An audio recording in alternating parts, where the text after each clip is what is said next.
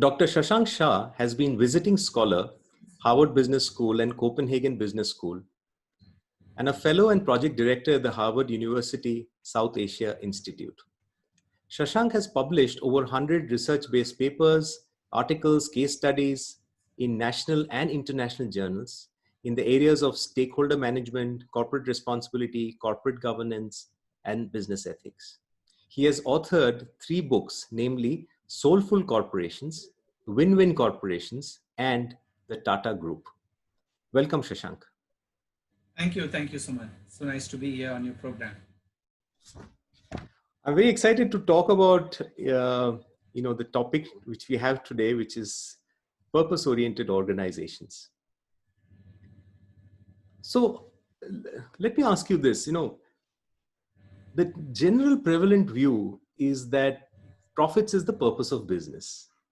And this is what we all kind of tend to believe and agree. And this is also what was reinforced to me when I went to business school a long time ago. I don't know whether much has changed since then. So what is your take on this? Yeah, so this is asked to me often because I talk about this theme of purpose-oriented corporations and the purpose of business. I think saying that profits are the purpose of business is like saying that we live to breathe, or for that matter, we live to eat, or that the purpose of life is to create red blood cells, or the purpose of driving a car is to fill it with a lot of fuel. Are just like breathing, eating, producing red blood cells, or filling the petrol tank of your vehicle, fully filling it with petrol or diesel or whatever your mode of energy. Profits are factor payments, just like rent or wages or interest. And they are core to an organization's survival, its growth and success. But they cannot be called as the purpose of a corporation. Because just like we human beings, we do not live for making money. There is a phase in our life when money making is very crucial for several reasons. But eventually, and for most people right from the beginning, the focus of life and the purpose of life is far more than making money, where money helps us achieve those larger objectives, the larger purpose for which we exist. Similarly, a corporation is an ecosystem of human beings like you and me. And hence, for such an ecosystem which consists of human beings who have their own individual purpose, the corporation's purpose also needs to be and should be far more than just making money. It needs to be far more fundamental than just making profits. For example, all of us have been baffling for a long centuries as to what's the purpose of human existence. And philosophy field which attempts to answer that question in a variety of ways. There are a variety of prophets and spiritual individuals who have attempted to answer that based on their own understanding. And there are far more philosophers from all parts of the world who, based on the culture and the context, have been able to answer that question. Similarly, for corporations, that purpose-related question is fundamental as to why does a company exist? And the answer that one gets to that can serve as a beacon for all the organizational decision-making, right from the topmost leadership all the way to the base of the organization. I'd like to give an example there of Jamsetji Tata. And since you mentioned about my book on the Tata Group, he founded the Tata Group of companies way back in 1868. And he had mentioned very clearly in his scheme of things that in a free enterprise, the community is not just another stakeholder in business, but is in fact the very purpose of its existence. So he gave the community or the society the center stage in a corporation's existence. And if we look back at the last 150 years, the Tata Group and the Tata Group companies have by and large taken decisions that are considered fair to the community, to the society, and to the nation at large, even if that means compromising on their profits or their growth in the short term. For that matter, even the ownership of the group resonates with this larger purpose and the larger commitment that the founder laid before them, which is that the Tata Trust hold the Tata Sons to the tune of 67%. And the money that the Tata Group companies make by providing products and services to the society is plowed back into the society through the Tata Trust and its philanthropic commitment. So a larger organizational purpose takes shape in a variety of ways, whether it's through strategies, whether it's through decisions, whether it's through organizational structures. All of these facilitate the achievement of that larger purpose. Excellent. I really like that analogy of, and I'm coming back to why purpose, because, and Tata Group is very well respected. Um, at the same time, it's kind of, seems like an outlier, right? Because a lot of companies do not operate on that philosophy. There are a lot of companies which are making money and profit. I come back to profits, and that's the purpose of their existence. Um, do you see the need going forward for purpose to be very important? Why is purpose even important? If it's if it's a standard company, let's say operating in the normal way, which doesn't have much focus on purpose, why do you think everybody needs to embrace purpose going forward? I think I'll take it back to the analogy in comparison with human beings. Irrespective of how wealthy or how poor you are, you do need to have a purpose in life, because it's against that purpose you peg every aspect of your life's progression. The same is the case with a corporation, whether it's a large conglomerate of the size of Tata Group, or it's MSMEs, or even companies of other grades and variations. Everybody would benefit substantially more if they have a very clear purpose, rather than try and maneuver through their journey primarily focusing on profits. More so in the current scenario, there are several reasons by which purpose becomes very important, especially as we are going into the second half of the 21st century and eventually into the 22nd century. While most of the people living today may not be alive to that, but if the world itself has to be alive to the 22nd century, the need for corporations to espouse a purpose-oriented approach is very important. So I'll cover 2 or 3 areas there. I think one key area is at the human level. A purpose is important because it helps every organizational stakeholder to resonate with a deeper commitment that that particular company has, which is beyond making money. For example, I'd like to quote a recent Deloitte study, which showed that purpose-oriented companies grew 3 times faster on average than its competitors. The report also highlighted that purpose-oriented companies had 30% higher levels of innovation and 40% higher levels of workforce retention than their competitors. So these are Wow. very tangible ways in which the benefits of purpose orientation can be measured. Another aspect is another set of research studies show that millennials who are now going to be moving into CXO positions because they've been around in the corporate space for almost 2 decades, and the Gen Z employees who are now entering the workforce, both these generations are far more interested in working with companies that have a larger purpose than with companies that believe in making profits at any cost. For example, one study shows that 76% millennials consider a company's social and environmental commitments before deciding whether to work with them or not. And nearly 65% of the people prefer to go for a job where the company is far more purpose oriented than one where the purpose orientation is absent. So in the 21st century, attracting top class talent would require more than just a superlative market cap. The same can be said about the customers. Customers prefer to buy products from companies that resonate with their core purpose and belief. Probably that is why the reason, and I'll again go back to the Tata Group in this case, that Tatas are the most valuable brand in India, very recently valued at $20 billion. Because even though some of the Tata companies in some industries are not profitable, customers trust the products and services of Tatas because they resonate with the larger brand promise of Tata's, which is to do with nation building, which is to do with well-being of society. So at a very functional level also, whether it's customers, employees, or your markets and competitors, purpose orientation helps corporations to be successful.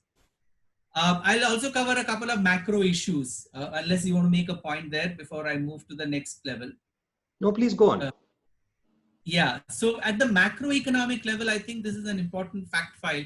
I always try and highlight this. In 2015, of the largest 100 economies in the world, 51 were companies and 49 were countries. By 2019, this number increased to 72 were companies and 28 were countries. So 72 of the world's 100 largest economies are companies. Only 28 are countries in 2020. And in Jan 2020, Apple, with a market cap of about 1.3 trillion, was larger than the economies of Mexico, Indonesia, Netherlands, Saudi Arabia, and Switzerland. So you see the disproportionate economic power that corporations have in the current scenario. They are far more powerful than large countries, developed countries. And the inequities that these corporations are directly or indirectly perpetuating are also very glaring. For example, one study showed that in America alone, the top 1% of the population own nearly 90% of the economic wealth. India was just a tad better. A Credit Suisse report indicated that the top 10% of India owns nearly 90% of the country's wealth. And the bottom 60% owns just 5% of the country's wealth. Moreover, the kind of industries that are contributing to the GDP of the world's largest economy, which is America, itself is alarming. The top three industries which contribute to America's, a majority of America's GDP is defense, alcohol, and pharma. Now, from a profit orientation, these may be the most rewarding, but does the category of the industry not indicate that we are not in very pleasant state of affairs as a world today? And now taking it to the highest level, we move from the human level to the macroeconomic level and at the ecological level. As a planet, we are just a couple of days back was President Abdul Kalam's 5th death anniversary, and I had the opportunity of meeting him in person on a couple of occasions when he had come as a chief guest of our university's convocation. And among the last talks that he gave was the one at IIM Shillong. He put forth this idea of a livable planet Earth, that the whole objective of corporations and individuals and political systems, countries at the country level should be of ensuring that this planet is a livable planet Earth, because this is the only planet in our solar system where human life can survive. But what is happening to this planet Earth? Ice caps are melting due to global warming, which leads to increase in the sea levels, and that threatens the coastal cities and ecosystems across the globe.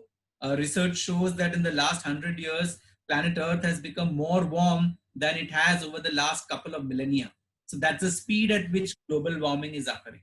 Second, if you look at the forest fires in the Amazon forests or the bush fires in Australia, which killed 1 billion animals, this indicates that the lungs of the earth are burning, and this does not give us a very rosy picture for the future. And third is the quantum of waste and pollution that we as societies are generating is polluting the oceans, killing that ecosystem, polluting the air, and destroying our health. And air pollution is one of the largest causes of death in India, not COVID. While all the superlative concern on COVID, air pollution kills far more number of people in India than any other tangible disease in contemporary times. And not only the air, but the atmosphere beyond. And we know what's happening there as well. So all of this is creating a very big challenge for the ecosystem, the planet ecosystem itself. So the purpose orientation, if profits are going to be the sole purpose of corporation, and there is not going to be any upper limit, because what is my purpose? Is earning profits, then I'm going to destroy human aspirations. I'm going to destroy economies and create inequities and create a plutocratic society, which we are already one, whether it's developed economies of the West or a developing economy like India. And we are going to destroy our ecology to an extent that what has developed over several millennia will no longer exist over the next quarter century or half a century. So there'll be nothing else left to exploit in order to make those profits. So that's why purpose orientation is not just an option, it's a necessity if we want to exist as a civilization. Because at this rate, we won't be able to enter into the 22nd century. Very well said. And I think a lot of the destruction you talked about was attributed to companies themselves, which has caused this. And Right. on the other hand, you're saying the companies Right. are becoming so powerful, they're bigger than companies also.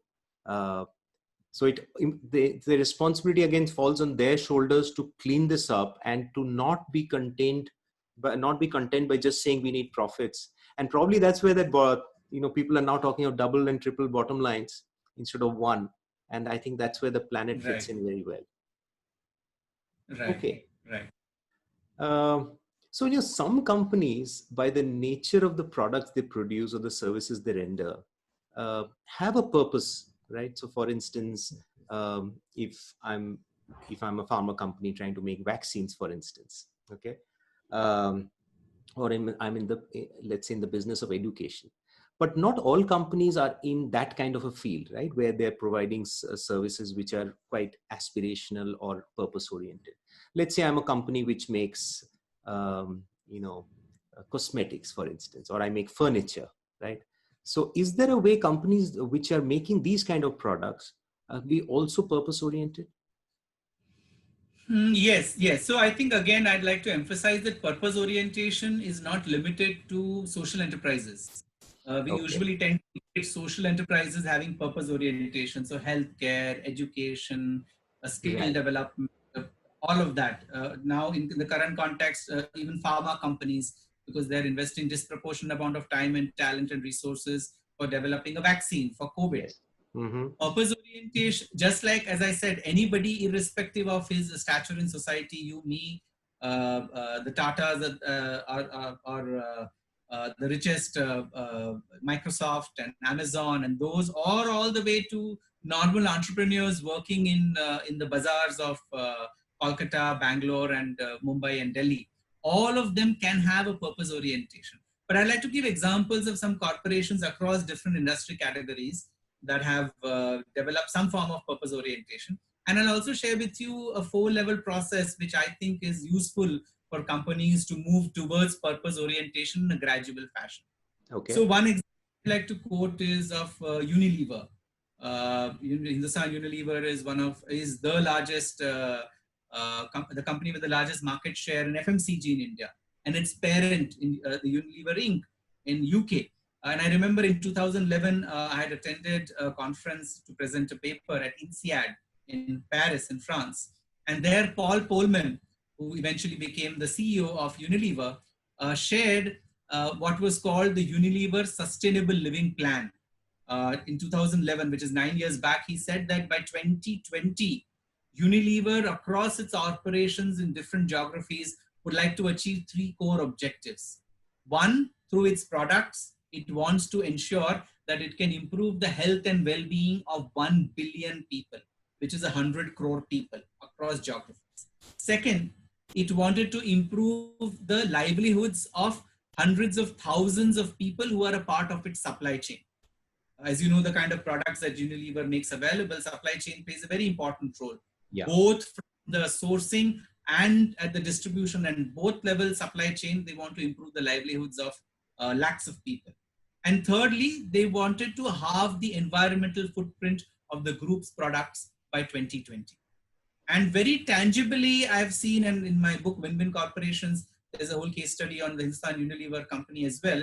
I've seen this manifest in their strategies, in the processes, in the decisions they have taken, in the kind of advertisement they do, in the kind of initiatives like the Project Shakti, which is about providing women's livelihood to the women entrepreneurs in the hinterland of India. So all are examples of how this larger purpose was tangibilized at various levels of the organization's operation. Next example I'd like to give is of a Swedish company, IKEA. IKEA is not very popular in India. It has had some big stores in some metro cities, but very popular in US, where I was there for several years when I was at Harvard. They have these huge stores, IKEA stores, where furniture is arranged in a way like a bedroom, like a drawing room, like an office. So you can go through various sections and have a feel of how the furniture would actually appear, sit on it, use it. And you know that this is what you want, the look and feel. And then you will say, this is the kind of setup I want in my office. So IKEA is a furniture company, but furniture is made out of wood predominantly, and wood comes from the forests. And so deforestation is a very obvious challenge which a furniture company faces by very virtue of its existence. So what did IKEA say? They said that we know that we have to exist on forest wood, but they decided that we will go for 100% forest positive status by 2020. And what that means is that they will source 100% of the wood for making their furniture and products from sustainable forests that pursue the principles of reforestation and recycling.